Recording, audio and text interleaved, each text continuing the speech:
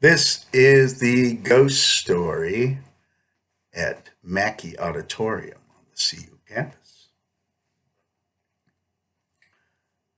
Uh, A.J. Mackey was a banker. He was the richest man in town when he died in 1907. He left $300,000 to CU to build this building.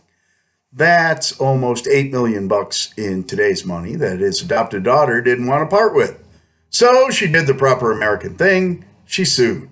She sued and she sued and she sued. Every time they stopped building, or every time she sued, they had to stop building. So the cornerstone says 1910, but it wasn't fully completed until 1922.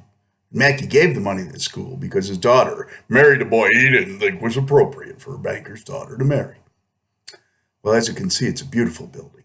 A lot of people think it's the most beautiful building in Boulder. And there was a CU student in 1966 who loved this building. Her name was Laura Jacquette. She was a zoology major from Grand Junction. After her junior year, she didn't want to go home for the summer. She wanted to stay in Boulder, so she took a job as nanny for 4 boys.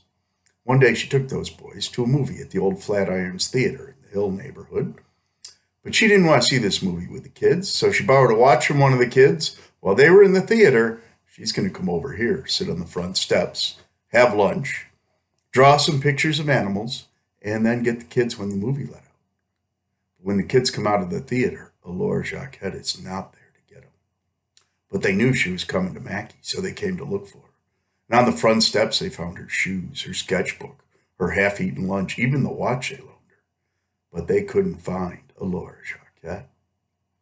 A couple hours later, a music student is going up in the West Tower to room 304 to practice the organ. This is a room only about 40 people had keys to because of the organ that was in it. And as this guy's turning the key to the door, he smells smoke. And when he opens the door, there on the floor is the dead body of Laura Jacquette. Whoever killed her lit the room on fire to cover his tracks. So the only good clue as to who had done this was one bloody palm print on the wall. For 4 weeks, the Boulder police had no good suspect in this murder, which is unusual because Boulder police are world famous for quickly solving murder cases.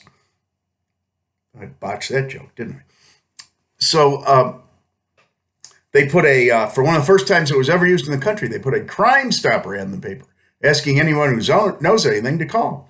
And they get a call from a woman who lives in Longmont, who says, the night that girl was killed, I washed a bunch of bloody clothes for my stepfather, Joseph Morse, and he couldn't explain why they were bloody. Well, Joseph Morse was a custodial engineer. That's college speak for janitor. And he worked here in Mackey and a couple other buildings and had a key to the room where Laura Jacquette was killed. So they picked him up. They matched his hand to the palm print. And when his case went to trial, the jury only needed about 45 minutes to convict Joseph Morse of killing Laura Jacquette. At a parole hearing in 1980, he confessed. But when they asked him the details at the parole hearing, like, how'd you get her to go upstairs and why'd you kill her? He didn't have good answers to those questions. He was so drunk that day when he came to work, he couldn't remember what he'd done.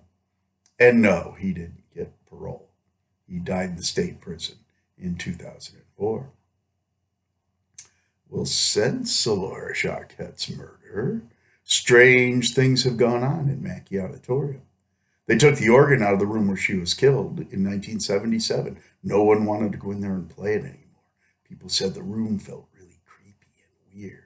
Some people said they saw blood on the keys. They turned it into an office, and the door kept locking from the outside.